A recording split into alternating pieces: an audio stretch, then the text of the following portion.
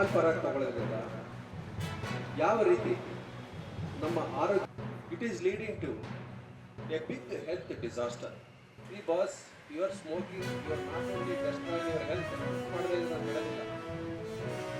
ಒಂದು ಮೆಸೇಜ್ ನಲ್ಲಿ ಕೊಡಬೇಕಾದ್ರೆ ಚಿಕ್ಕ ವಯಸ್ಸಲ್ಲಿ ಕೂಡ ದೇ ಆರ್ ಗೆಟಿಂಗ್ ಯೂಸ್.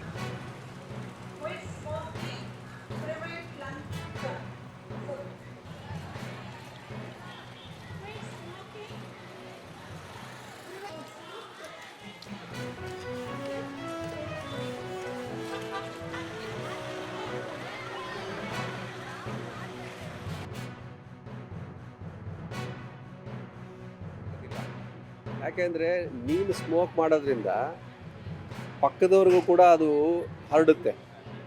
ನಿನ್ನ ಫ್ಯಾಮಿಲಿ ಮೆಂಬರ್ಸಿಗೆ ಕೂಡ ಇಂಡೈರೆಕ್ಟಾಗಿ ಕ್ಯಾನ್ಸರ್ ಬರ್ಬೋದು, ಸ್ಟ್ರೋಕ್ ಬರ್ಬೋದು, ಆಮೇಲೆ ಹಾರ್ಟ್ ಅಟ್ಯಾಕ್ ಬರ್ಬೋದು. ಮತ್ತು ಇನ್ಫರ್ಟಿಲಿಟಿ ಇಶ್ಯೂಸ್ ಜಾಸ್ತಿ ಆಗ್ತಾ ಇದ್ದಾವೆ. ಈಗ ಇತ್ತೀಚಿನ ದಿನಗಳಲ್ಲಿ ತಾವು ಎಲ್ಲಿ ನೋಡಿದ್ರು ಇನ್ಫರ್ಟಿಲಿಟಿ ಸೆಂಟರ್ಸ್ ಜಾಸ್ತಿ ಆಗ್ತಾ ಇದ್ದಾವೆ. ಒನ್ ಆಫ್ ದ ಕಾರಣ ಏನಪ್ಪ ಅಂತಂದರೆ ಸ್ಟ್ರೆಸ್ ಒಂದು, ಎರಡನೇದು ಈ ಸ್ಮೋಕಿಂಗ್ ಕಾರಣ.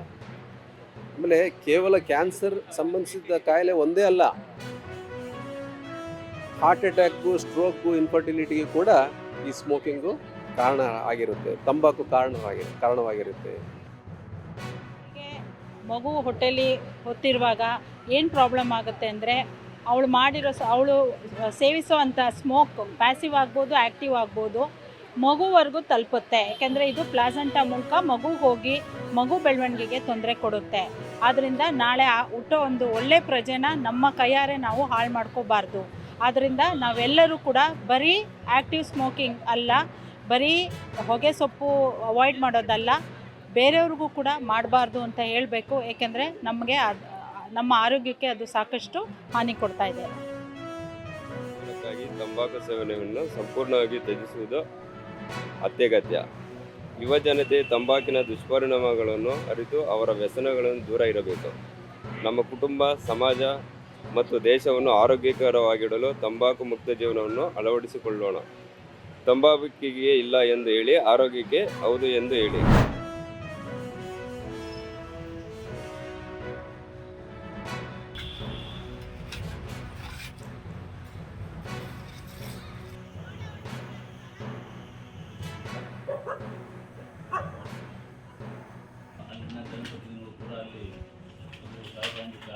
ಸಾಧಿಸಬೇಕಾಗುತ್ತೆ.